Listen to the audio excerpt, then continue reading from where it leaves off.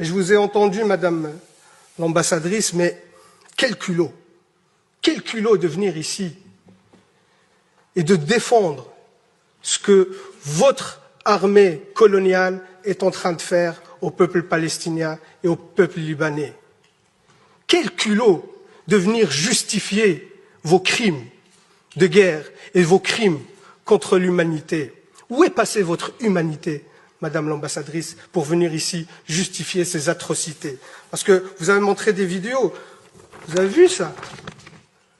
C'était au camp de réfugiés de Jabalia. Ce jeune homme qui est ici, ce n'est pas un terroriste.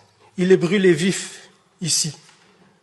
Parce que votre armée a bombardé un camp de réfugiés. Ici, c'est le bombardement d'un hôpital. Un hôpital avec des victimes civiles. Votre armée a tué en quelques mois autant d'enfants que sur les 4 dernières années dans tout conflit confondu par le monde. Et ça, vous venez de le justifier. Est-ce que quand vous tirez sur des enfants, quand vous tuez des enfants, des femmes, est-ce que c'est ceux-là qui vous terrorisent? Aujourd'hui, c'est ceux-là que vous appelez des terroristes et que vous luttez contre.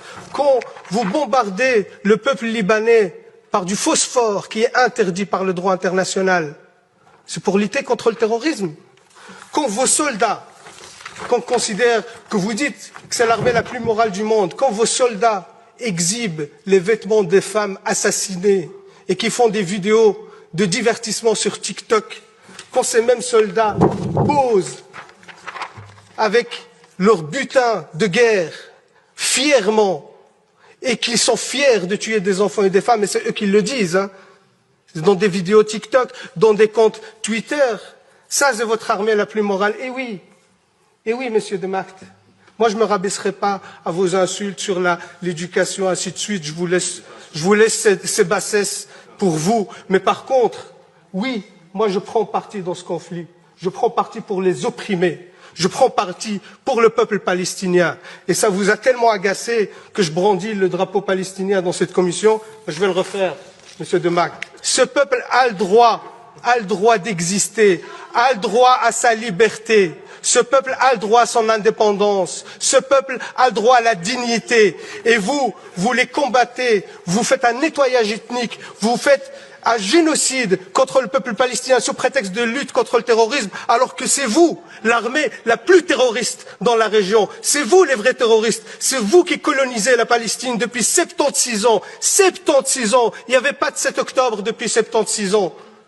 Toutes les résolutions de l'ONU que vous avez violées, vous ne respectez aucun droit international. Vous êtes un État voyou, même au sein de l'Assemblée nationale de l'ONU. Les autres États, ils quittent la salle quand votre Premier ministre, le chef d'un gouvernement d'extrême droite, prend la parole. Les autres États quittent la salle parce que vous êtes devenu un État paria et vous osez encore venir ici nous balancer vos salades pour dire que ce que vous faites est justifié. Comment vous pouvez justifier l'injustifiable? Comment vous pouvez justifier le génocide? Comment vous pouvez justifier les crimes de guerre? C'est inacceptable et inadmissible, Madame l'ambassadrice, de venir ici nous raconter ces salades. C'est inacceptable. Et par respect au peuple palestinien, je leur réitère ici tout mon soutien, et je leur demande de pardonner notre pays qui n'est pas à la hauteur de la situation, parce que jusqu'à aujourd'hui, 0 sanction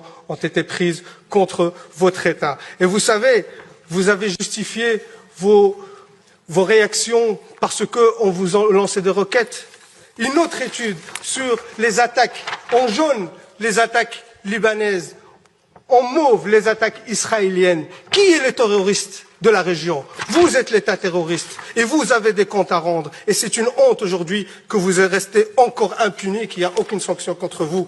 Je termine par là, Madame la Présidente, même s'il y a beaucoup de choses à dire, mais on est limité par le temps, mais je pense que l'essentiel a été dit. Et surtout, ce qui est encore honteux, qu'il y a encore des porte-voix et des porte-paroles dans ce Parlement qui soutiennent cette politique génocidaire, et ça, c'est inadmissible.